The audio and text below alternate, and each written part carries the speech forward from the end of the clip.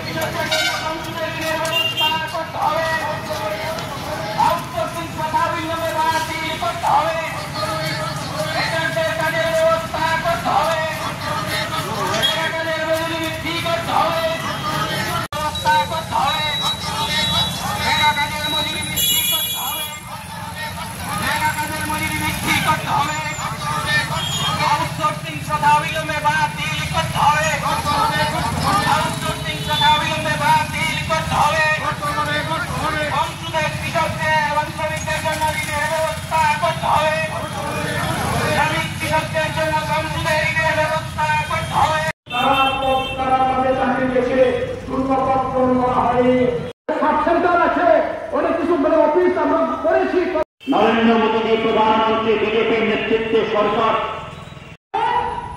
Doctor engineer থেকে master triple engine সরকার, double engine না।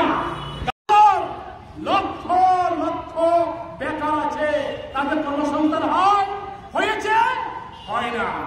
তাহলে কি করে বাবা থাকবে? কৃষকরা মাঠে চাষ করছেন, কৃষকরা তারা তাদের যে পাওনা দাবি আদায় তারা করতে পেরেছেন না। যদি কোন নারী মহিলা স্কুল ছাত্রী কলেজের ছাত্রী তাদেরকে যদি জিজ্ঞেস করা হয় আপনাদের অবস্থা ভালো না, কেন ভালো না? রাস্তা চলতে পারে না, বাড়ি করে থাকতে পারে না, কুয়ায়ে বুড়ি বুড়ি ঘটনা হয়েছে এই 7 বছরের মধ্যে। আপনারা নিশ্চয়ই জানেন ডেপুটেশন হয়েছে, তাদেরকে এখন সে কারাগারে থাকতে হচ্ছে। নারী ইচ্ছক দুঃখন করছে, এটা বেড়েছে, এটা কমেনি। কিসের ভালো? কি ভালো? এই যে আমাদের কিছু কিছু রাজনৈতিক দলের মিছিল হয়, সভা হয়, হাজার হাজার লোক, মানুষ আনন্দ ফুর্তি করে, এত লোক কখনো দেখিনি। কিন্তু তারা তো 6 মাসের বছর যায়। এই মিছিলে যারা আসে কয়েকজন, তারা অন্য রাজনৈতিক দলে যারা যুবক যুবতীরা, তারা 6 মাসের বছর যায়। তার বাবা মা জানে কয় মাসের বছর যায়? 12 মাসের বছর যায়। সেই 12 মাস তাদেরকে খাওয়ানোর জন্য যে টাকা রোজগার করে কথা করতে পারে কিনা জিজ্ঞেস করে দেখুন তো।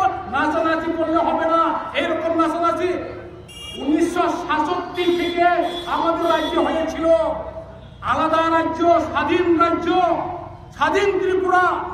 আজকে কিন্তু তারাও এমএলএ হচ্ছে, তারাও নেতা হচ্ছেন, এবং তাদের এই যে উপপন্থী জীবন পরিত্যাগ করে তারা এখন সাধারণ জীবন তারা যাপন করছেন। কারণ সাম্প্রদায়িক কথা বলে ভারতবর্ষকে টুকরো টুকরো করে দেওয়ার যে সুযোগ যে তৈরি করার জন্য চেষ্টা করে, আমাদের দেশকে রক্ষা করা যাবে না। তার জন্য বেকার সমাজের সমাধান হবে না, কৃষক সমাজের সমাধান হবে না, দেশের সমস্যার সমাধান হবে না, আমাদের রাজ্যের সমস্যার সমাধান হবে না।